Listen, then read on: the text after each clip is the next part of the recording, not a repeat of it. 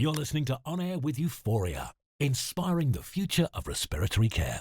Hello, I'm Wytske Fokkens, and we're sitting here at the ERS Congress in Amsterdam. And with me is Professor Vibeke Backer from Denmark.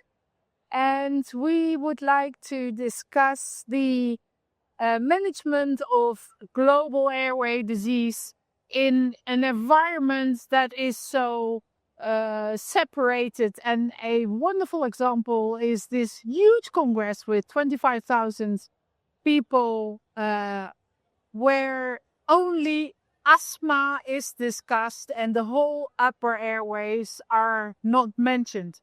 So Vibeke, what is your analysis and how do you think we should improve that situation in the coming years?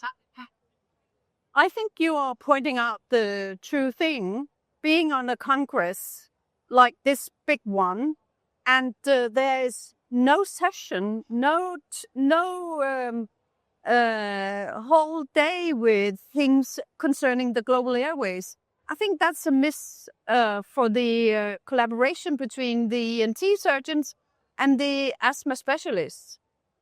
For the everyday life, when I was a pulmonologist, I was sitting in an asthma clinic all by myself, and I wasn't really aware of the upper airway symptoms except for the allergic rhinitis.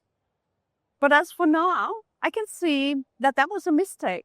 We need to work together. We need to know more about each other's topics.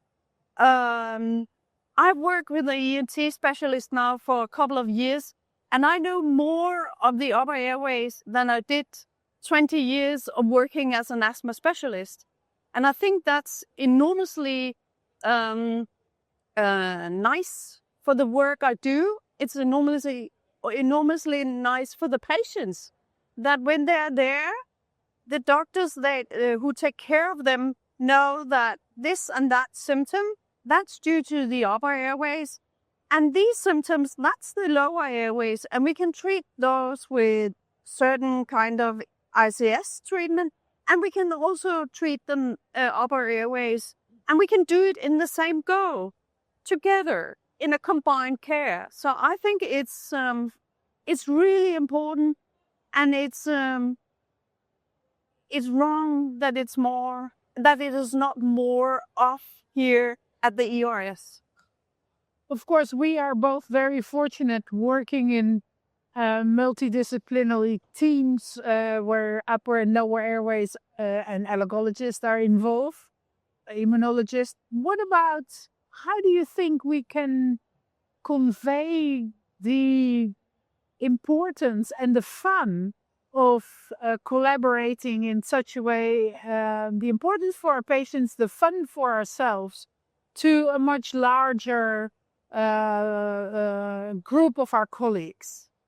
There's one thing I'm sorry about is that I didn't make it up as a study.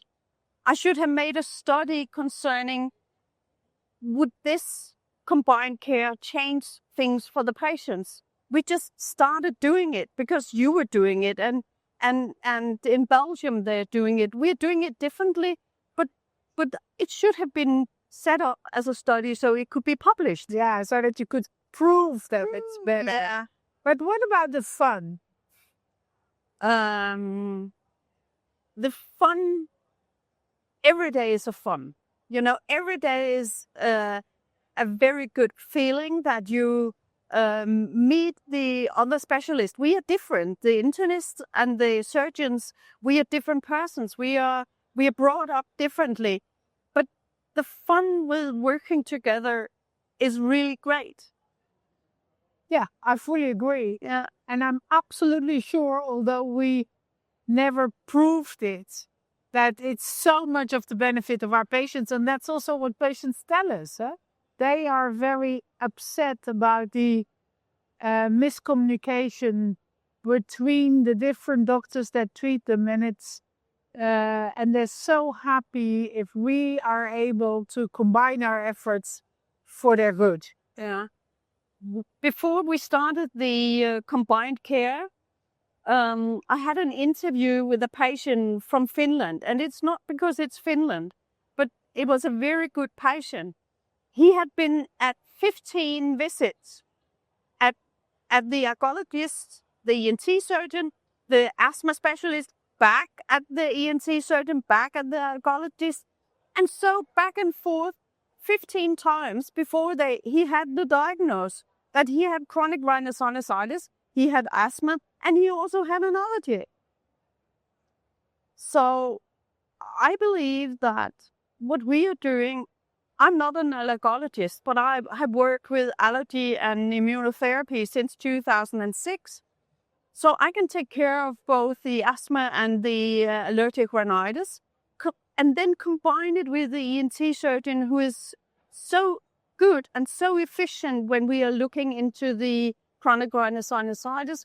And when we do the MDT, when the patient is finished, we kind of pack the patient and give the treatment for the upper, give the treatment for the lower, and then decide what to do. Either wait or start biologics or do another treatment, which would be better for the patient.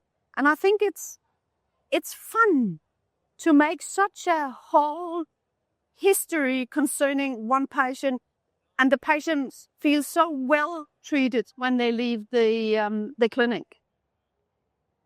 Well, thank you very much for this interview, and hopefully in 10 years, ERS will have at least 2 upper airway or global airway symposia.